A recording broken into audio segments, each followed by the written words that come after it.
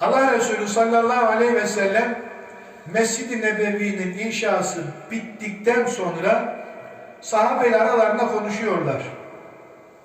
Efendimiz buyurdu ki, şimdi bu mescit bitti. Burada biz cemaatle namaz kılacağız ama Medine'deki Müslümanları biz camiye, cemaate, namaza nasıl çağıracağız? Efendimiz dikkat buyurun, sahabeyle istişare yapıyor. Yani ben peygamberim, benim dediğim olsun diyebilir. Ama sizin bu konuda görüşünüz nedir diye sahabeye görüş soran peygamber. Şimdi bugün o peygamberin postuna oturduğunu iddia eden adam, ben ne dersem o. Bu peygamber ahlakı vallahi değil. Efendimiz sahabeye soruyor, ne dersiniz? Biri kalktı, ya Resulallah dedi, şöyle bir boru bulsak, boruyla ezan vakitlerinde üflesek, insanlar anlasalar namaz vakti olduğunu, olmaz dedi Efendimiz, kulağa hoş değil.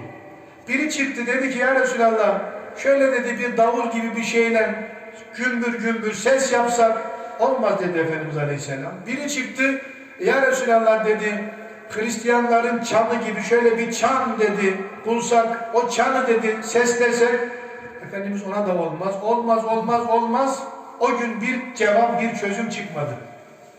Bunu kendine dert edinenlerden biri, Abdullah bin Zeyd radıyallahu anh, acaba ne olmalı diye bu dertle yattı.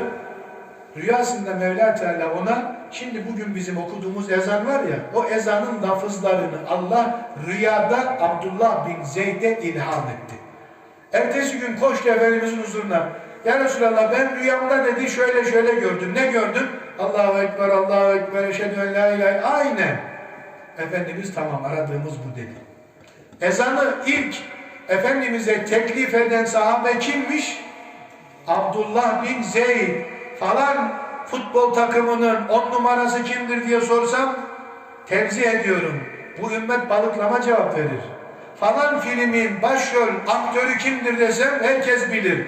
Ama ezan gibi günde 5 vakit dinlediğimiz bu ezan bize hangi sahabenin içtihadıyla emanet, miras bırakıldı?